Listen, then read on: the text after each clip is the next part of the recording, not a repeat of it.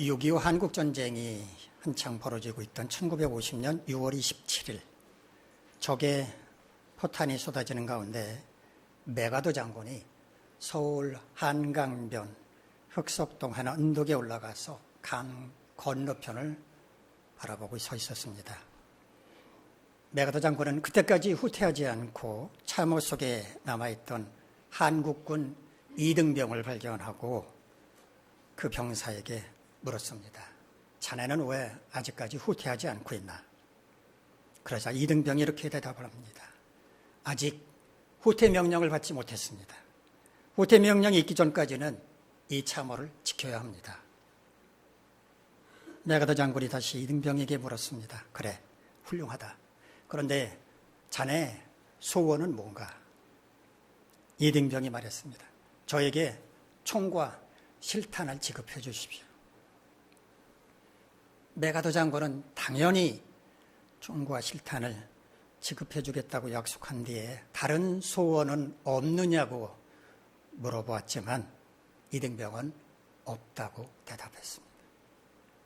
이등병의 대답을 들은 메가더 장군은 감격해서 곁에 있던 전속 부관에게 이렇게 말했다고 합니다. 이런 병사가 있는 나라는 지켜야 할 가치가 있다.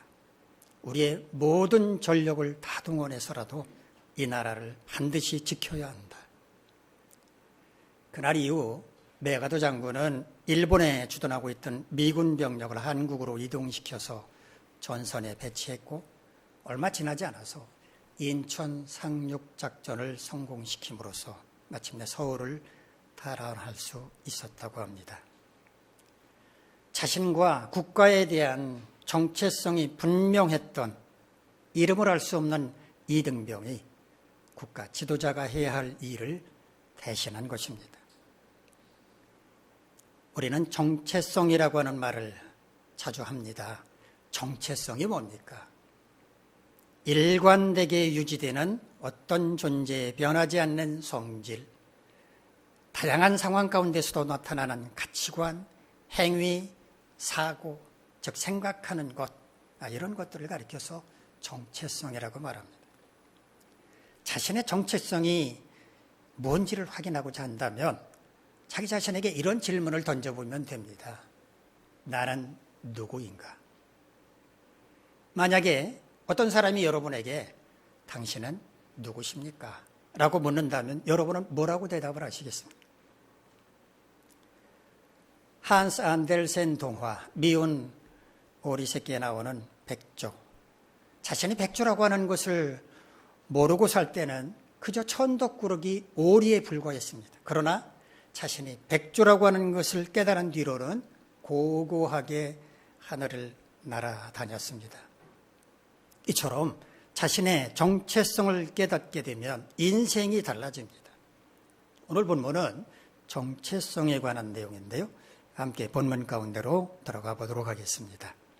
자, 오늘 본문에서 바울은 교회 공동체 내에서 다른 사람과 다툼이 발생했을 때 이야기를 하고 있습니다. 우리 본문 1절 말씀 화면을 보면서 한번 같이 읽겠습니다. 시작. 너희 중에 누가 다른 이와 더불어 다툼이 있는데 구태여 불의한 자들 앞에서 고발하고 성도 앞에서 하지 아니하느냐. 다툼이라고 번역한 헬라어는요, 프라그마라는 말인데요. 행위, 일, 문제, 사건을 가리킵니다. 그러니까 여기서 말하는 다툼은 서로 치고받고 막 싸우다가 다툼이 났다는 그런 말이 아니고요.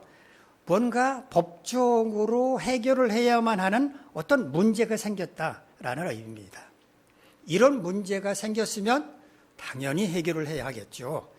그런데 왜 성도 앞에서 하지 않고 불의한 자들 앞에서 고발하느냐라고 말하고 있습니다.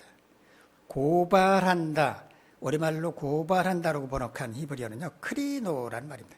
이 크리노란 말은 이렇게 잘게 나눈다는 뜻도 있고 구별한다는 뜻도 있고 그래서 판결한다라는 뜻도 있습니다.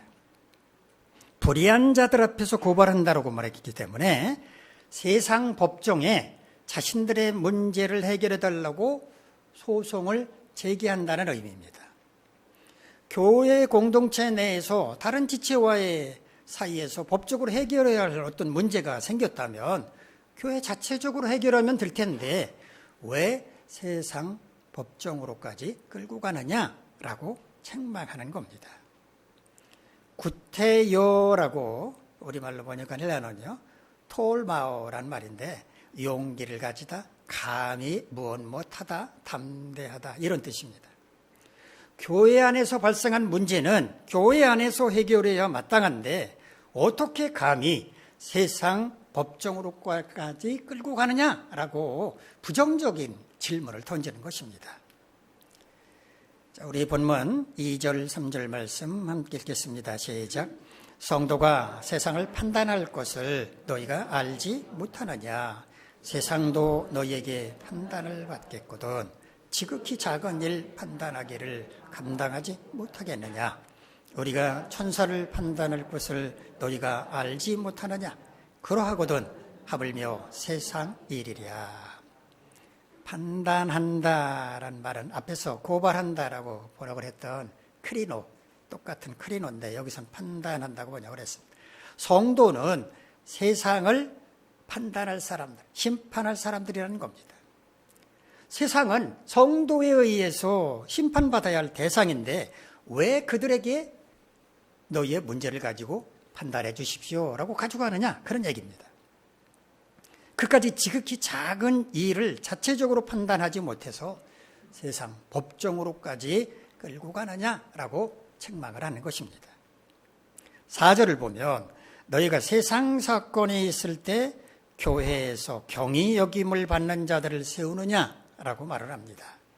세상 사건이란 헬라어 비오티코스란 말을 번역을 한 건데요. 이 세상에 속한 것, 생활에 관련된 것을 가리킵니다. 그러니까 믿음에 관한 것이 아니고 살아가면서 생긴 어떤 문제라는 겁니다. 그런 문제가 생겼을 때 교회에서 경히 여김을 받는 자들, 즉 멸시받는 자들을 세우느냐라고 묻는데 어떤 문제를 해결하려면 그만한 식견과 판단력을 가진 지혜로운 사람들에게 판단을 맡기지 않느냐, 그 말입니다. 교회 내에도 그런 지혜로운 사람이 얼마든지 있는데 왜 믿지 않는 불의한 자들에게 우리 문제 좀 해결해 주십시오라고 세상 법정으로 가져가느냐라는 말입니다. 우리 본문 6절에서 8절까지 말씀 같이 읽겠습니다. 시작. 형제가 형제와 더불어 고발할 뿐더러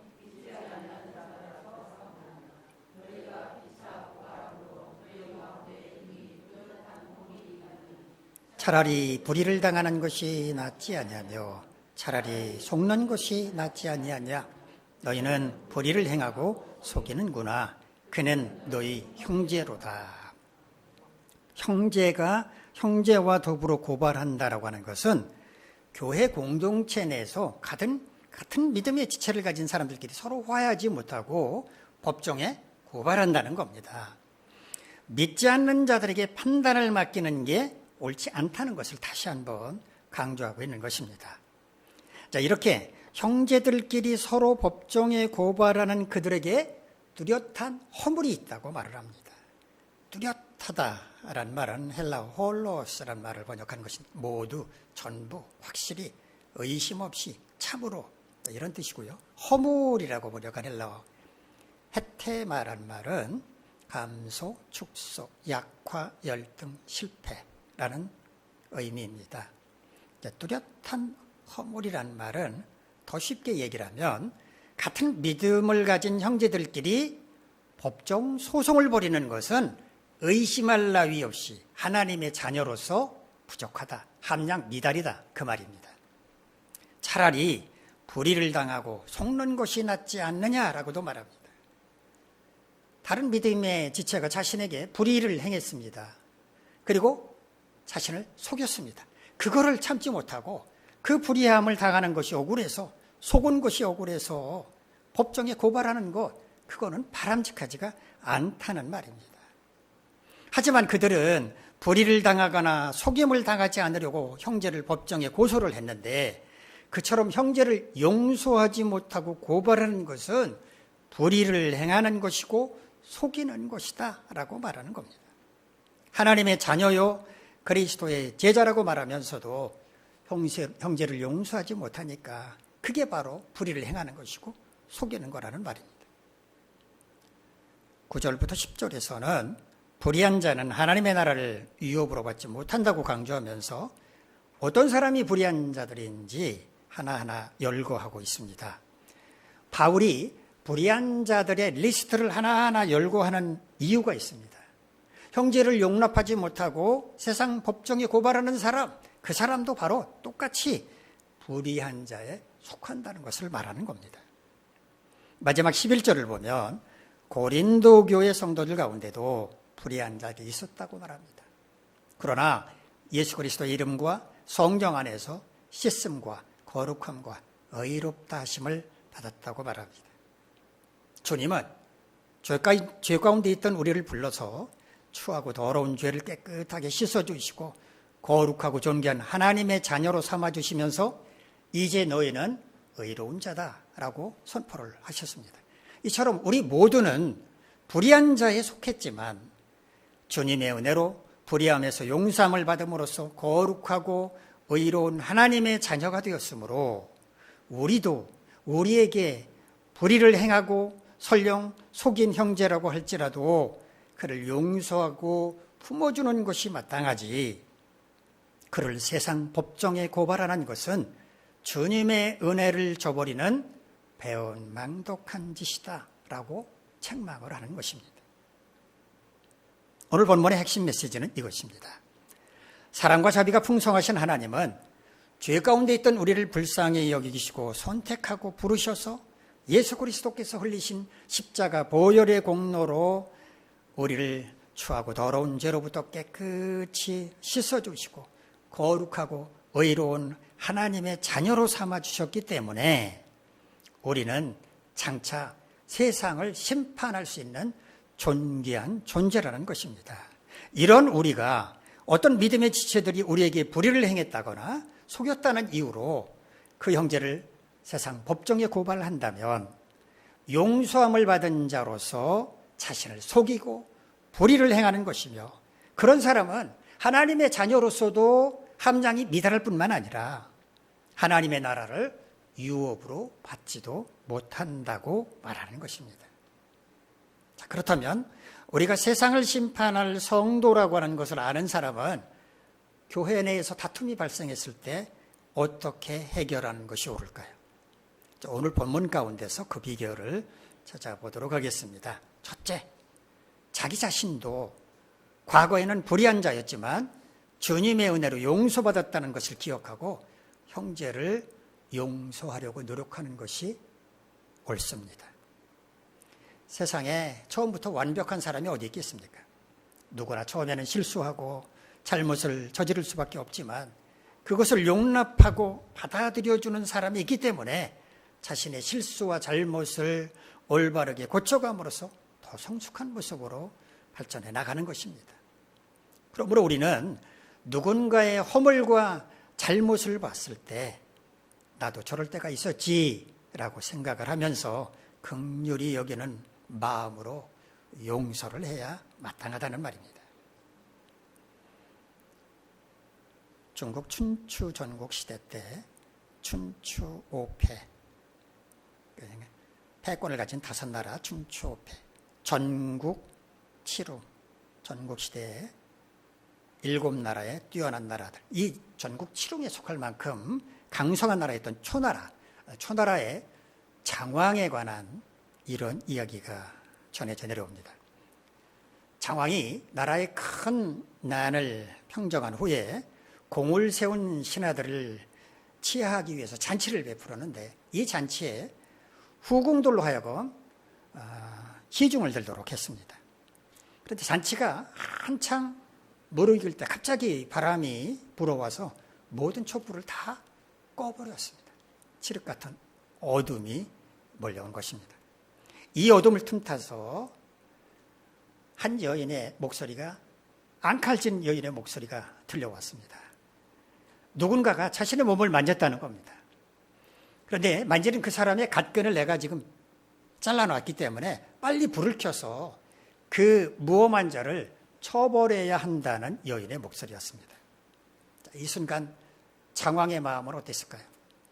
어둠을 틈타 자신의 후궁을 희롱한 신하가 무척 회심하다는 생각이 들었을 겁니다. 감히 왕의 후궁인데 자신의 권위를 무시하는 것 같다는 그런 노여운 생각도 들었을 것입니다. 하지만 장왕은 자신의 속마음을 드러내지 않은 채 그 자리에 있던 모든 신하들에게 이렇게 말했습니다.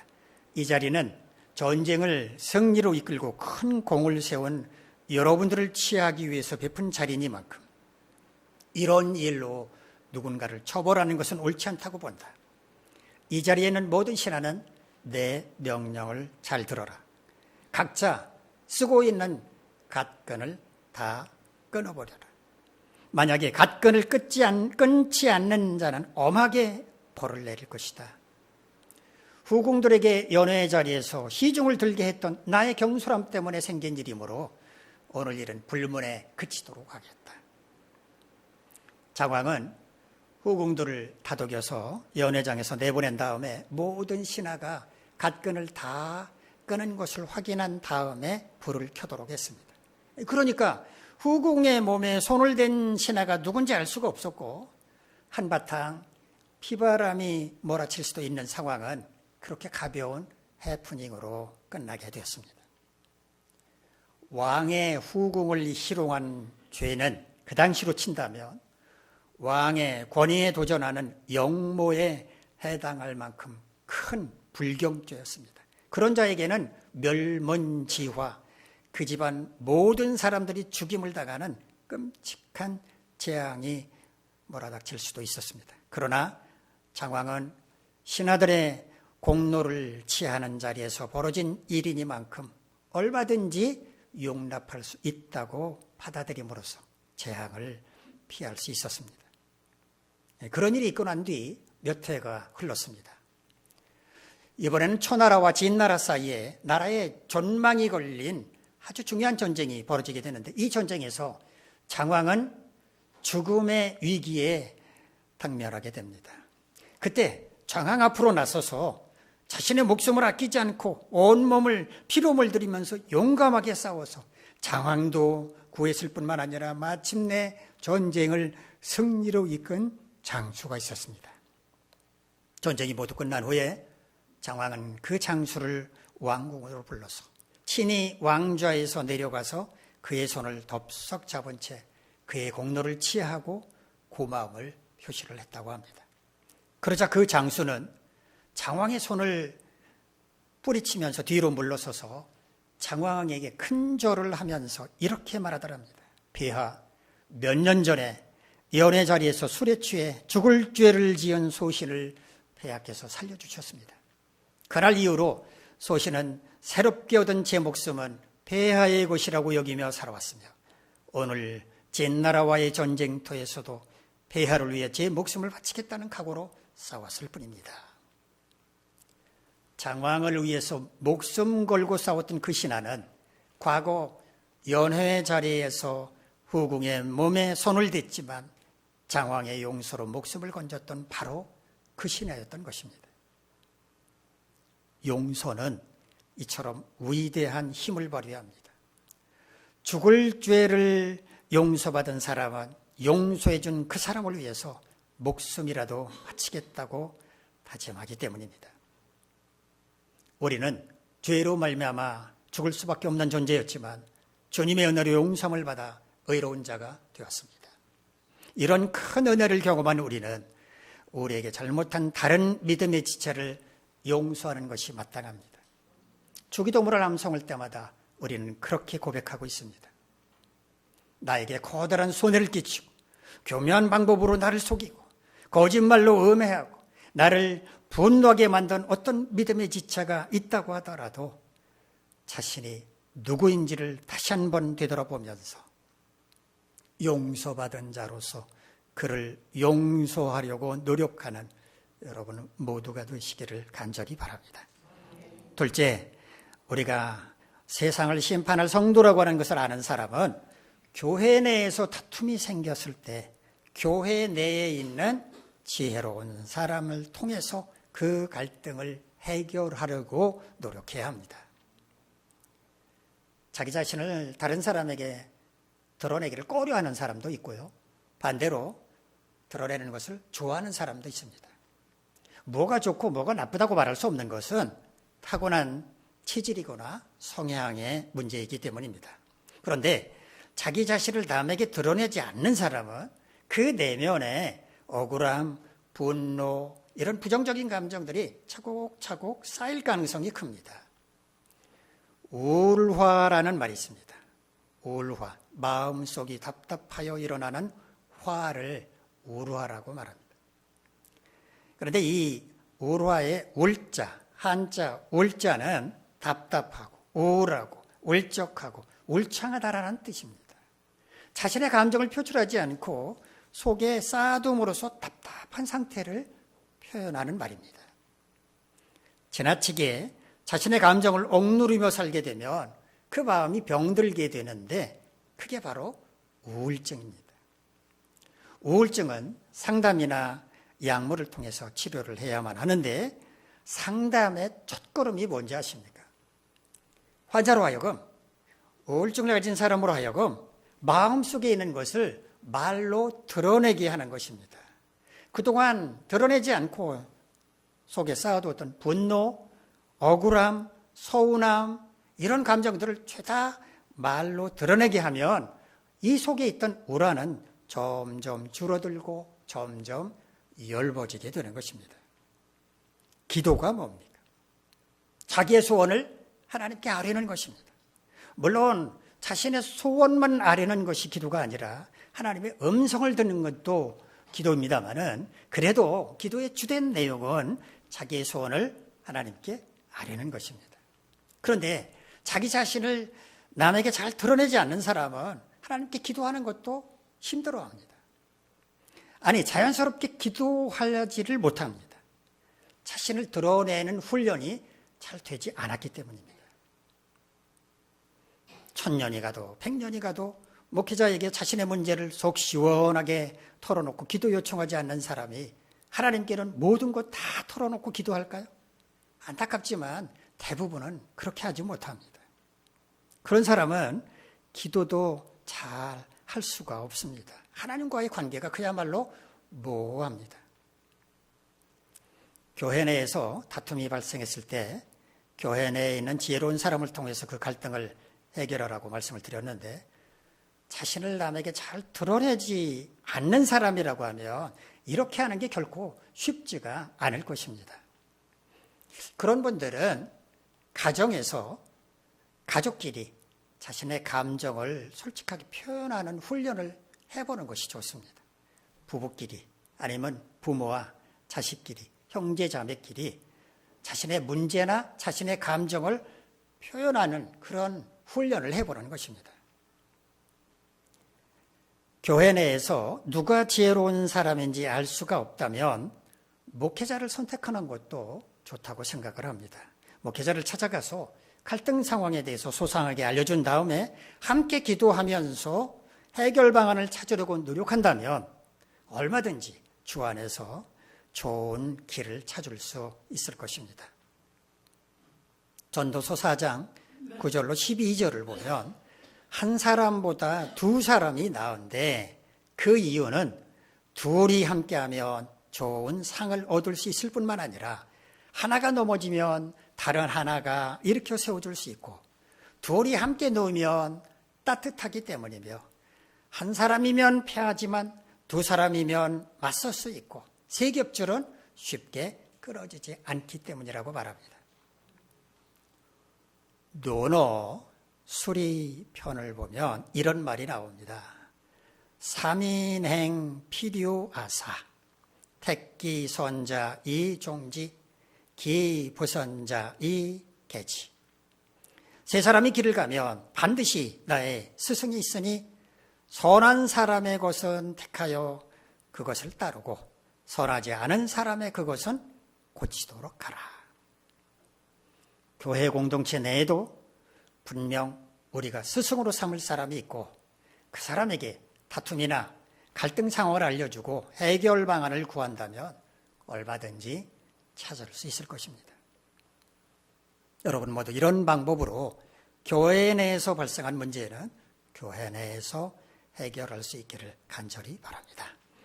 셋째, 우리가 세상을 심판할 성도라고 하는 것을 아는 사람은 어떤 경우에도 교회 내에서 발생한 문제를 세상 법정에 고발하지 않고 차라리 자신이 손해보겠다라고 하는 마음을 품어야 합니다. 교회는 거룩한 하나님의 자녀들이 모여있는 공동체입니다. 그러나 우리는 완전하지가 않기 때문에 서로 갈등이 생길 수도 있습니다. 그리고 그 갈등이 다툼으로 변할 수도 있습니다. 그러나 우리의 문제는 공동체 안에서 해결해야 마땅하지 믿지 않는 세상으로 그 문제를 가져가서는 안 되는 것입니다. 왜 우리 문제를 세상 법정으로 가져가면 안 되는 것일까요? 하나님의 자녀인 우리는 하나님 나라의 법을 적용받지만 세상 법정으로 가면 세상 법의 적용을 받아야 하기 때문입니다. 하나님의 나라와 이 세상은 하늘과 땅만큼이나 다른 것처럼 하나님 나라의 법과 세상 법은 전혀 다릅니다. 하나님의 자녀인 우리의 문제를 하나님의 법이 아닌 세상 법의 판단을 받으려는 것 자체가 잘못이라는 말입니다. 물론 아무리 믿음의 지체들 사이의 문제라고 하지만 세상 법의 판단을 받아야만 할 문제가 생길 수도 있습니다. 자, 그런 때는 어떻게 해야 할까요? 오늘 본문에서 바울이 그 해결 방안을 제시했습니다. 차라리 불의를 당하고 속임을 당하라는 것입니다. 그냥 자신이 손해보라는 말입니다. 불의를 당하고 속는 것이 분하고 억울하다고 해서 우리의 문제를 세상 법정으로까지 끌고 간다면 세상 사람들이 우리를 어떻게 바라보겠습니까? 예수를 믿는다면서 자기들끼리 물고 늘어지는 젓가락손이라니, 사랑이 어쩌고 용서가 어쩌고 떠들어대면서 자기들끼리는 그게 안 되는 모양이지, 그렇게 우리를 손가락질할 것입니다. 바울은 고린도후서 6장 14절에서 믿지 않는 자와 멍에를 함께 매지 말라라고 말하면서 의와 불법은 함께할 수가 없기 때문이라고 말했습니다. 이 말은 우리의 문제를 믿지 않는 세상 법정으로 가져가지 말라는 말에도 적용할 수 있을 것입니다. 고려의 충신이었던 정몽주의 어머니는 아들이 고려를 배반한 간신배 이성계 무리들과 어울리지 말라는 의미로 백노가라는 시조를 만들어서 들려주었습니다. 까마귀 싸우는 곳에 백노야 가지 마라. 성난 까마귀가 흰빛을 시기할 테니 깨끗한 물에 씻은 몸이 더럽혀질까 걱정이구나. 하나님은 의로운 우리가 우리의 문제를 가지고 불의한 자들에게로 가서 판단을 구하는 것을 원치 않으십니다. 여러분 모두 어떤 일이 있어도 교회 내에서 발생한 문제를 세상 법정으로 들고 가서 판단을 받으려고 하지 마시고 차라리 내가 손해를 보겠다, 이런 마음을 품을 수 있기를 바랍니다. 사랑하는 성도 여러분, 우리는 세상을 심판할 거룩한 하나님의 백성으로서 교회 내에서 다툼이 발생했을 때 지혜롭게 해결해야만 합니다. 첫째, 나도 불의한 자였으니 하나님의 은혜로 용서함을 받았다는 것을 기억하고 형제를 용서하려고 노력을 해야 마땅하고, 둘째, 교회 내에 있는 지혜로운 사람을 통해서 그 문제와 갈등을 해결하려고 노력해야 하며, 셋째, 어떤 경우에도 교회 내에서 발생한 문제를 세상 법정에 고발하지 않고 차라리 내가 손해해 보겠다는 마음을 품어야 합니다. 여러분 모두 이와 같이 세상을 심판할 성도답게 살아가시기를 간절히 바랍니다. 기도하겠습니다. 거룩하신 하나님, 우리 모두 죽을 죄를 지은 죄인들이었지만 하나님의 은혜로 용서함을 받고 의로운 자가 되었습니다. 이렇게 10,000달란트를 용서함 받은 자처럼 큰 죄의 용서함에 빚을 진 우리가 형제를 용서하지 못한다면 그건 하나님의 자녀답지도 못하고 주님의 제자답지도 못합니다. 교회 내에 다툼이 발생했을 때 우리는 누구인가? 죄 용서함을 받은 끝까지 용서해야 할 사람이라고 하는 것을 기억하고 그 다툼을 지혜롭게 해결할 수 있는 우리 모두가 되게 하옵소서. 예수님의 이름으로 기도하옵나이다. 아멘.